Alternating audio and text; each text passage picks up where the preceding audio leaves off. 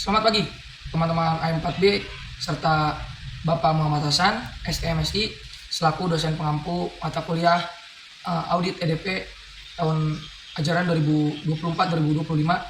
Perkenalkan, nama saya Febrian Antonius dengan nomor NIM 4.44.21.1.09.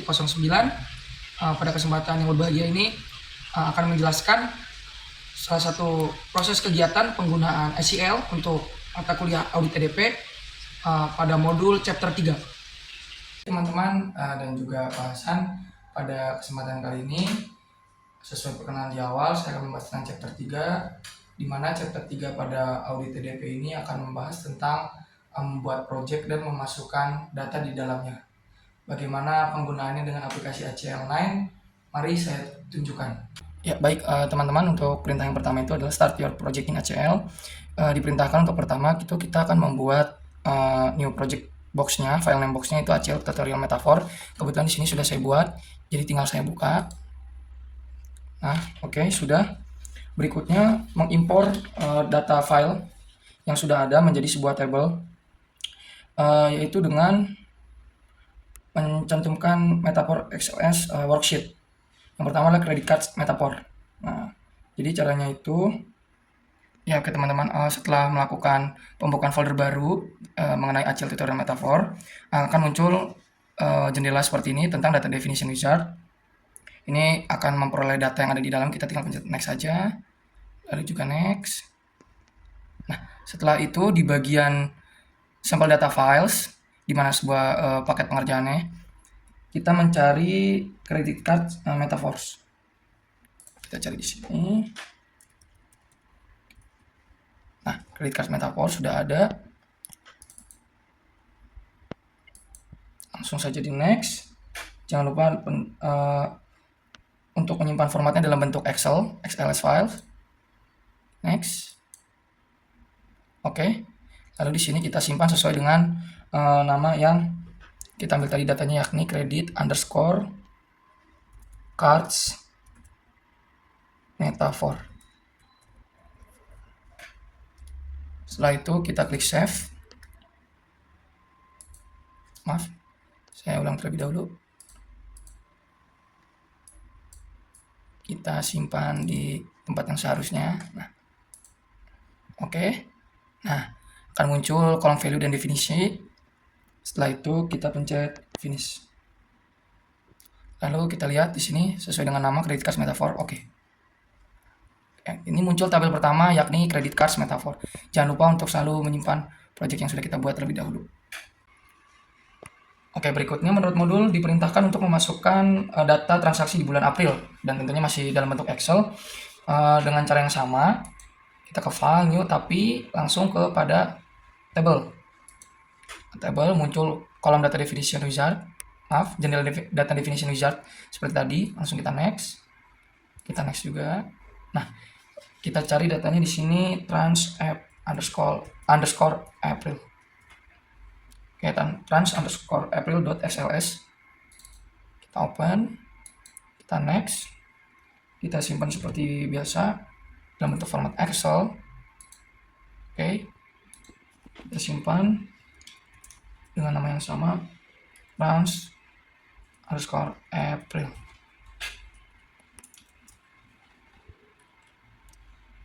Kita taruh di tempat yang sama seperti tadi. Save, finish, dan oke.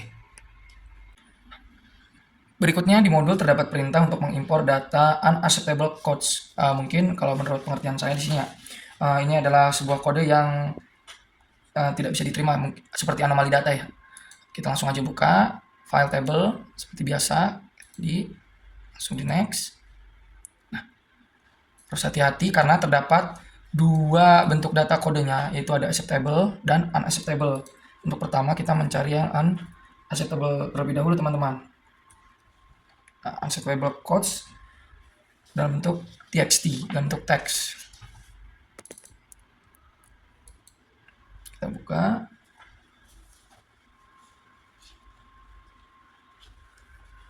Next kita pilih dalam bentuk format delimited text file, karena dari penyimpanannya bentuknya teks, jadi kita harus sesuaikan.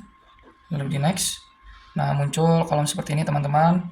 Lalu menurut perintah juga di sini akan terdapat penyesuaian. Yang pertama kita akan menggunakan use first row as a field names. Nah, jadi kita akan menggunakan first rows-nya saja sebagai nama lapangan seperti itu. Bawahnya juga tetap di checklist. Oke.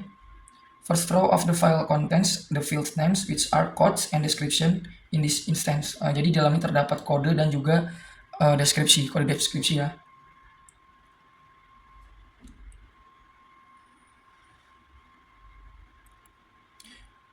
Dan juga di bagian field separatornya kita pilih dalam bentuk tab. Nah, supaya lebih rapi. Sehingga terpisah antara kodenya dan deskripsi. Seperti itu. Berikutnya, langsung saja kita simpan namanya sesuai dengan nama bukaan filenya unacceptable codes. Ya, langsung saja.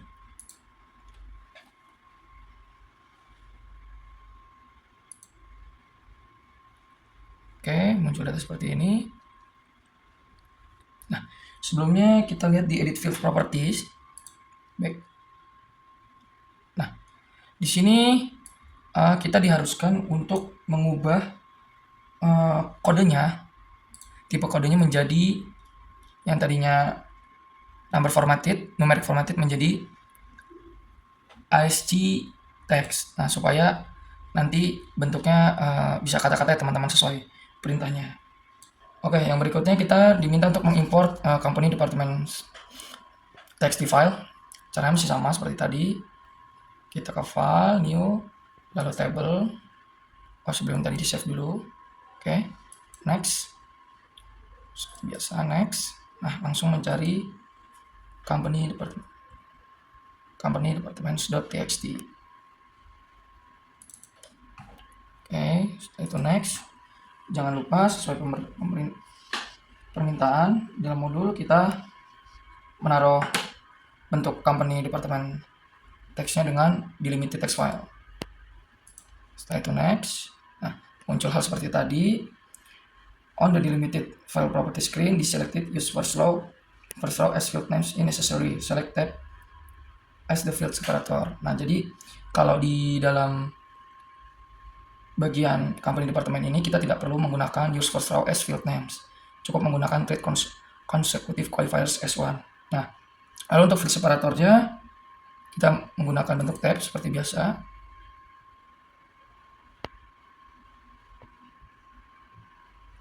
Berikutnya kita klik next. Untuk disimpan seperti biasa. Di save data file dialog kita kasih nama company underscore dev. Sudah, lalu kita save.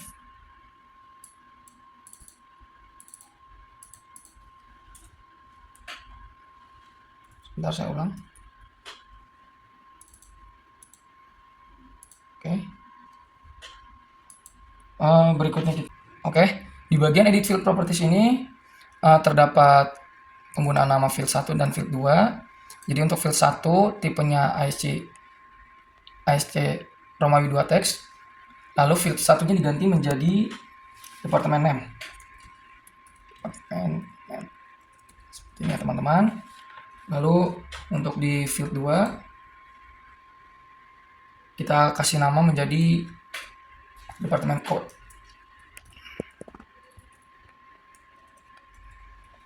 Nah, untuk tipe datanya sama, dibuat sama menjadi ASC.text. Setelah itu langsung kita next saja. Sudah muncul field name-nya data type, field name dengan department name dan department code, data type-nya ASC Romawi 2. Oke, sudah sesuai pemerintahan, lalu kita klik finish. Dan company department jadi untuk tabelnya. Oke, yang berikutnya kita memasuki bagian import data karyawan, employees.csv file. Nah, caranya masih sama seperti tadi, file, new, lalu table, ini seperti biasa, next. Kita cari nama datanya adalah employee. Nah, employee.csv. Kita atur seperti bentuk sebelumnya, yaitu delimited text file.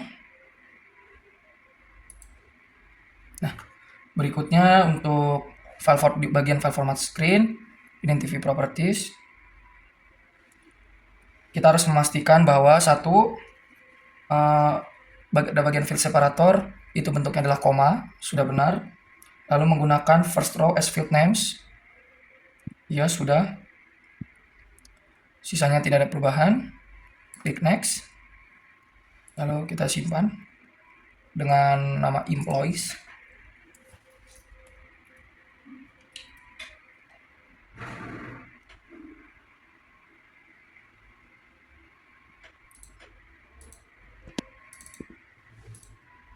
Oke, lalu di bagian edit field properties ada beberapa bagian yang harus diperhatikan. Di bagian edit field properties, yang pertama mengubah card name file. Oke. Dan employee number, bentuk datanya menjadi ASCII text type yang berawal menjadi numerik. Lalu kita ubah bentuknya menjadi teks supaya tidak mengganggu proses penghimpunan datanya, karena card number dan employee number ini bukanlah sebuah angka yang bentuknya harus dalam bentuk numerik yang nantinya bisa dihitung tapi hanya sebagai keterangan. Jadi kita ubah menjadi IC text. Kita sudah ubah. Ketika sudah diubah, lalu mengubah hire date, tanggal, menjadi date type atau dalam bentuk tanggal, bukan dalam bentuk angka. Nah, itu yang saya bilang tadi. Oke. Lalu memastikan bahwa salary dan bonus tahun 2022 ini bentuknya adalah numerik seperti yang saya jelaskan tadi. Karena ini adalah angka-angka yang nanti berpengaruh di proses perhitungan. Jadi bentuk harus numerik dan memastikan bahwa dua-duanya dalam bentuk formatted. Nah, di sini pada kasus ini untuk kolom salary-nya sudah benar, tapi untuk kolom bonus tahun 2002 ini bentuknya masih IC text. Jadi harus diubah menjadi numerik dan formatted. Kalau semuanya sudah dipastikan benar sesuai perintah dari modul untuk chapter ini, kita bisa tekan teks, lalu muncul display apa yang sudah kita kerjakan tadi, dan semuanya sudah sesuai dengan request, tinggal mencet finish. Oke, dan kolom employees telah muncul di folder ACL tutorial. Harus diperhatikan bahwa bentuk tabnya tadi adalah ASCII 2.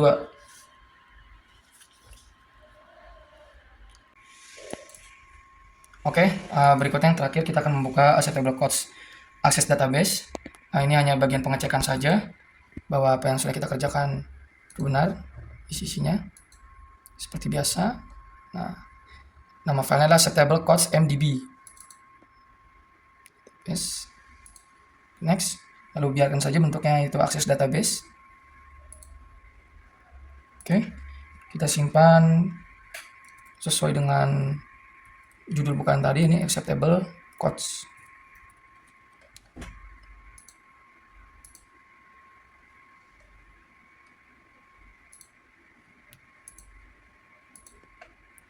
Ya, oke. Terdapat beberapa deskripsi. Biasa, finish. Nah, muncul kode-kode dalam bentuk database dari data-data yang sudah kita input di awal terkait dengan salary, terkait dengan bonus, lalu kode dan deskripsinya segala macam.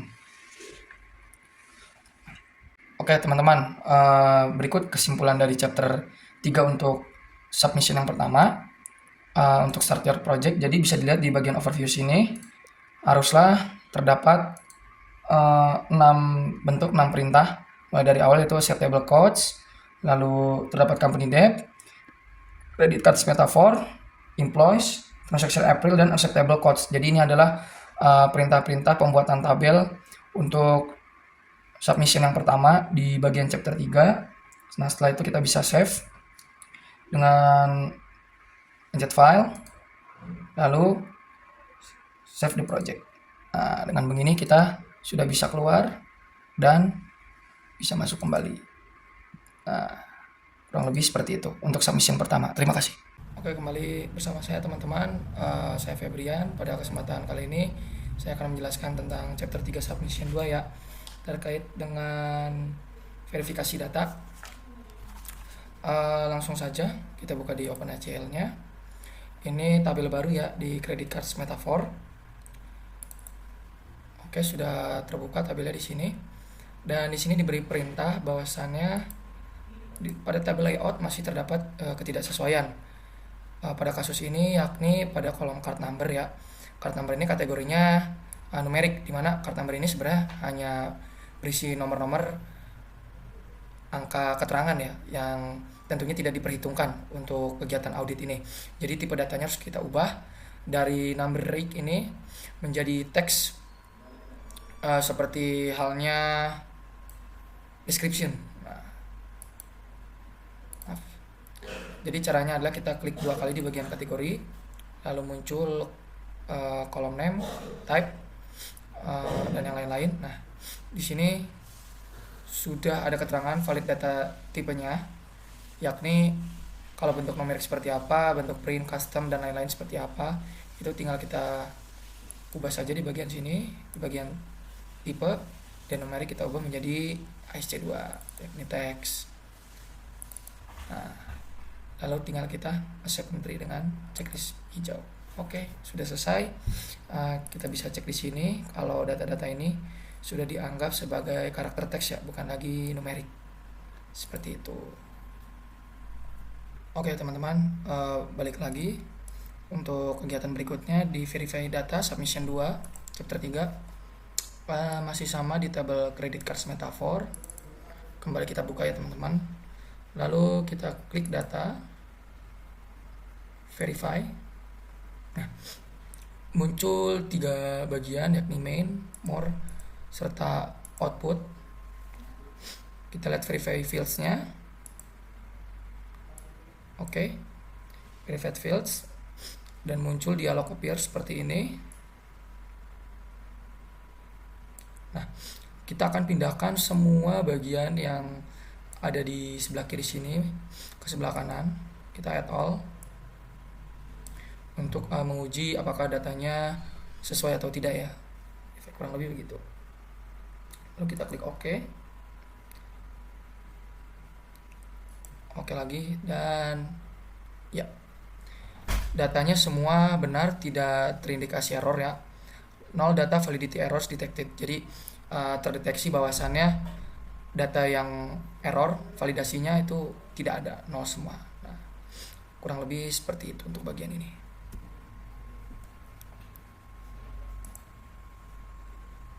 Oke teman-teman, berikutnya untuk dokumentasi pekerjaan kita. Di perintahnya kali ini kita disuruh membuat untuk mendokumentasi berdasarkan tanggal pengerjaan, waktu, dan memberi sedikit catatan ya.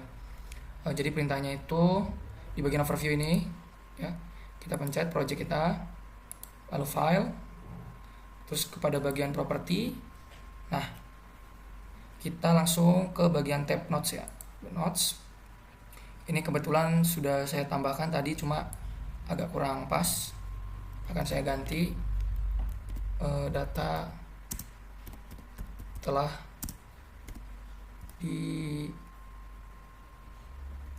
divalidasi dan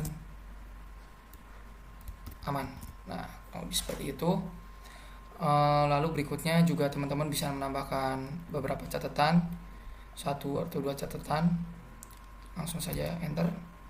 Nah, kita sudah menyelesaikan untuk bagian catatan. Oke, baik teman-teman. Untuk yang terakhir, di perintah yang terakhir ini kita disuruh untuk merecord sebuah catatan di dalam sebuah tabel. Dan tabel contohannya dari proyek ini adalah di tabel employees. Sudah saya buka. Lalu di bagian sel nomor 3 atau baris ketiga, atas nama Matthew, kita diberi perintah untuk memberikan catatan dengan cara klik kanan lalu pilih menu edit note. Nah, di sini kita diberi perintah untuk menuliskan kalimat this employee is living metaphor corporation by the end of the year. Nah, yang berarti kita memberi catatan bahwasannya pegawai ini akan meninggalkan metaphor corporation atau perusahaan metaphor di akhir tahun. Nah, setelah itu kita pencet OK. Nah, semua yang kita kasih catatan akan ada tanda seperti ini. Ini juga berlaku kalau kita mau ngasih catatan di bagian-bagian lain. Itu sesuai dengan kebutuhan ya. Jadi setiap pemrekordan dari tabel-tabel yang ada di ACL ini bisa diberikan sebuah catatan kaki, catatan kecil, yang dimana itu akan mempermudah kita untuk mengingat tentang kejadian-kejadiannya. Kurang lebih seperti itu penjelasan dari saya tentang chapter 3 ini. Semoga bermanfaat. Wassalamualaikum warahmatullahi wabarakatuh.